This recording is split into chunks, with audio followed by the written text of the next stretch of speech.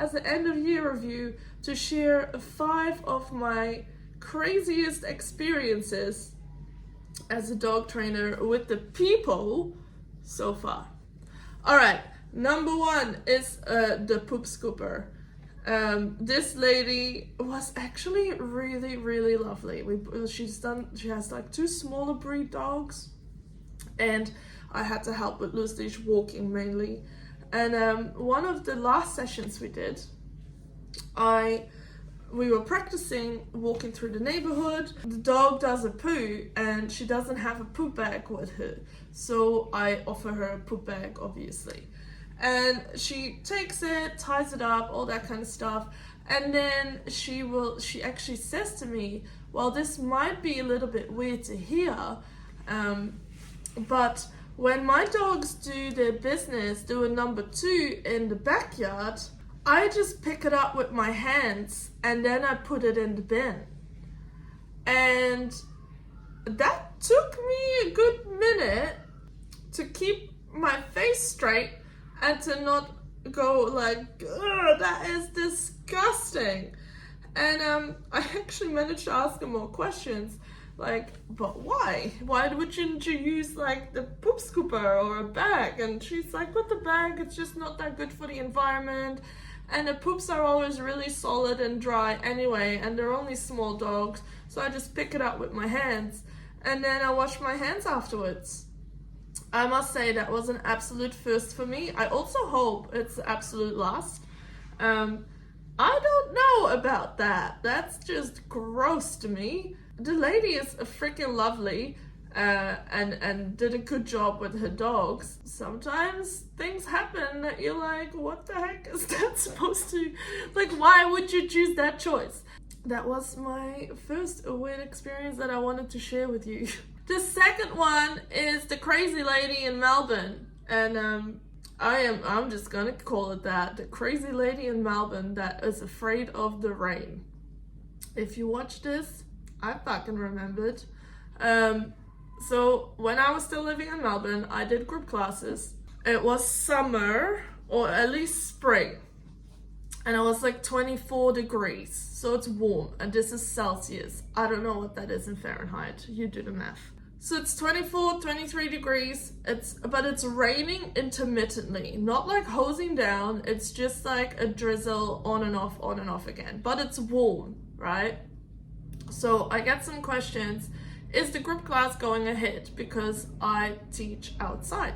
I was like, yeah, it's just going ahead. If it rains, it rains. We'll all be fine. And this person lost her shit at me and basically said that how dare I make her and her dog train in the rain and risk their lives, the lives of her dog and herself, by standing in the rain. And I was just like, you're joking, right? Like, it's 24 degrees, it's a bit of rain, your dog will be fine, you will be fine, bring an umbrella. But instead she lost it with me, first over private message. So I refunded her. She was like, I don't want to come to classes anymore. And I'm like, fine, here's the leftover money. I think she'd gone to 2 classes and there was 3 left. So I just refunded her the money, but that wasn't enough for her. She then started leaving bad reviews on my Google, on my Facebook. Actually, I was trying to find these reviews and I wonder if she deleted them. I can't find them on my Facebook anymore or Google. I mean, I did report them all, and I don't know how long that takes to get fixed. She actually had quite a big of a TikTok following because she was like some fitness influencer or whatever she was. And I ended up having to send her a cease and desist letter because she did not stop. She was like sharing it everywhere, and I'm like, mate, it's just a bit of rain. You're losing the absolute plot because of rain.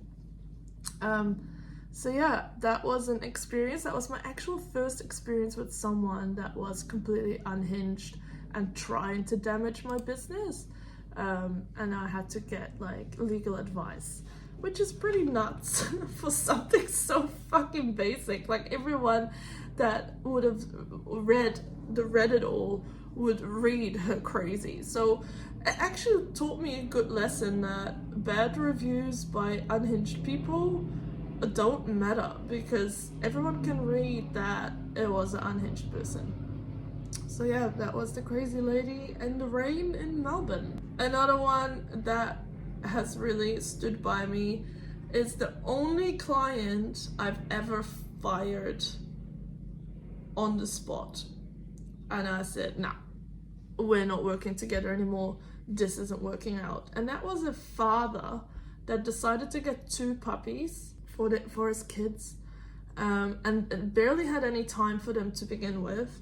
Had no interest in training the dogs, which was very clear because he was never ever listening to anything I had to say in private sessions or in group sessions, to the point that I was working with him in his house with another person and the 2 pups, and in the middle of my instruction he walked off and he comes back with a Jack Daniels and Coke, and he just starts drinking in the middle of my session. And that's when I said, okay, I've had enough. I don't think you're actually willing to work with your dog. And that's kind of where I just drew a line and said, all right, this is enough. This is just disrespectful. You're not listening to anything I have to say. You don't do the homework. And now you decide to walk off in the middle of my sentence to get a drink. And I'm not against drinking. Like, drink as much as you want. That's a you problem, not a me problem. But you're not doing it in the middle of my training session. So yeah, I actually did I refund him? I think I did, because sometimes it's just easier to say, here's your money back, all the best with the rest of your life, and be done with it, because that was just too disrespectful for me to continue. The next one is quite a sweet one and a bit of a weird one. So I was teaching my group classes at my school, because I used to be a primary school teacher and I would teach this at school, because the principal allowed me to use the grounds. But one week I wasn't able to use the grounds because there was like a school party with like castles and shit, you know, the bouncy castles. That's what I was looking for. So I moved to a different location really close to my house, because I knew that was like a good park where very little outside people would come. I was about a 10 or 15 minute drive from our usual location. And I gave that information like well in advance. But this lady kind of got a whole meltdown about that, because how do I dare change the location, and now how do I get there? So I, said use Google Maps. You didn't know how to use Google Maps. I mean, okay. So I sent her a printout of the directions. And mind you, she lived there her whole life, so I don't know how she wasn't able to drive from point A to B, because that's literally a 10-minute drive on a straight road. But, who am I? But then when we get there, things just deteriorated. Like, she was so upset that I moved the session to a different location, that she also didn't want to listen to any of the advice that I was giving her during the session. So one of the things she kept doing was talk non-stop to her dog. And I said to her, like, I think it'd be good if you quiet down a little bit, because you're giving so much feedback, the dog is just tuning you out. You're also telling him he's being good when he isn't being good, and he actually didn't do what he was supposed to be doing. And as she walks past me, and she whispers to her dog, I'm gonna call you a good boy anyway, no matter what she says. And I'm just there trying to keep a straight face. And I'm like, oh my God, this lady is on her own path. And that's okay, you don't have to do what I say. But then, our roads will part, because you and I clearly aren't getting along in that sense. And then at the end of the class, she wanted to book in more sessions.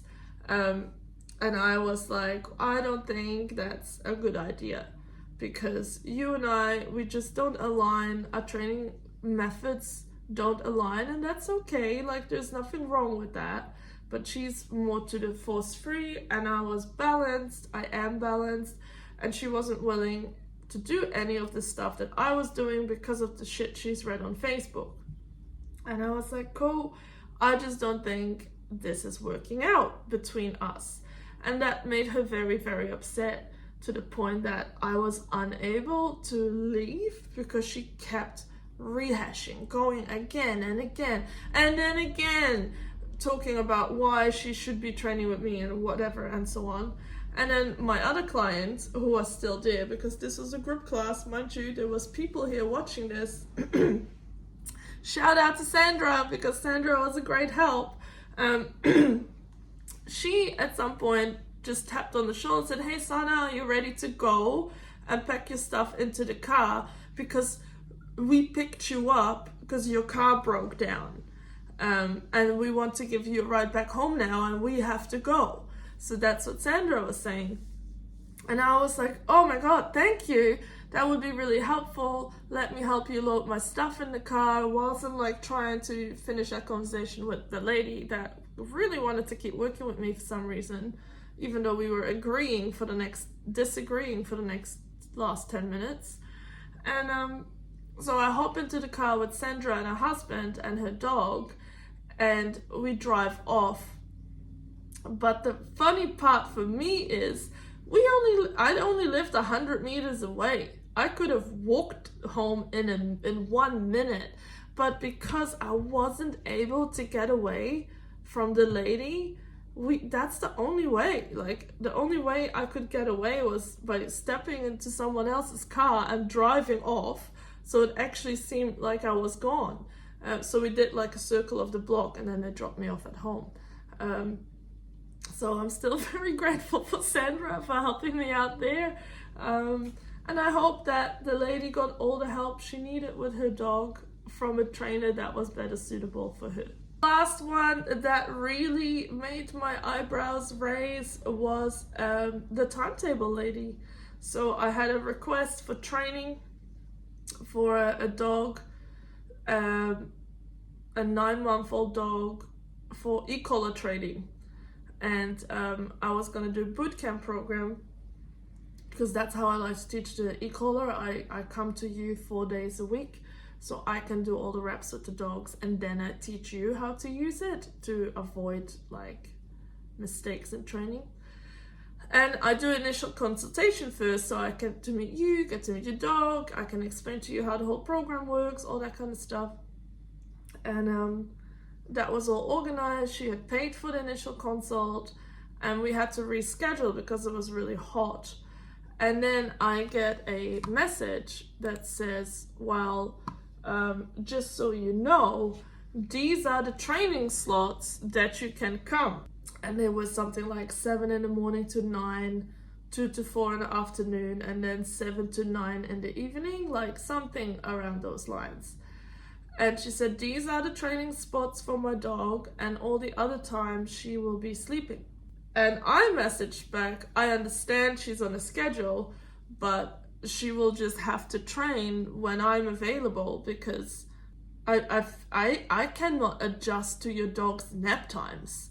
Like, even if I wanted to, I just can't, because I have other clients in different suburbs that I have to drive back and forth to. Like, that just doesn't work.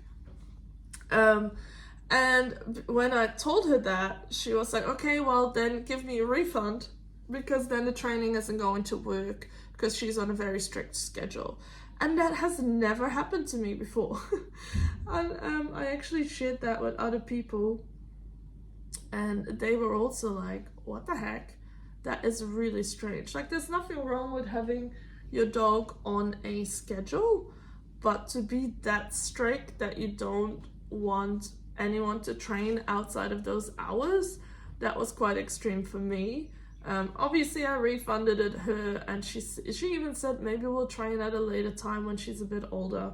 I don't know if that's gonna happen, because to me that does give me an idea that you're not that willing to take advice on from the professional, and I don't really want to work with people like that. But yeah, that really made me go, what the heck just happened? And then to make matters worse, I was texting with her about this at like 8 or 9 p.m. at night, and we agreed that I would give it a refund, and to me that meant next business day. But then at 11 p.m. I got messages with big question marks like, where the money at? And I was just thinking, this is just bizarre. So your dog is on very strict working hours, but you just expect me to adjust to your work. Like, I am not allowed to have working hours. I'm supposed to give you a refund at 11 p.m. at night. I mean, I saw it because I was awake, but that doesn't mean I have to act on it straight away. I refunded her the next day.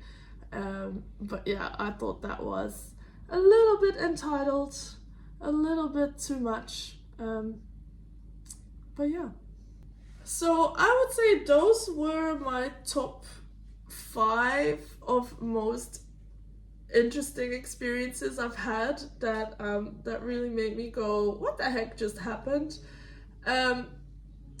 Have you had a weird experience with a dog trainer? Because I'm sure there's some weirdos out there. Then comment those. If you're a dog trainer and you've had a weird experience, I would love to hear other people's weird experiences. Or if you just have a weird story in your job, let me know. I think it's fun to sometimes share in a very polite way, very anonymous way, the funny bits, the weird bits that happen in people's jobs. I wish everyone a happy new year, and I'll see you in 2025. Bye.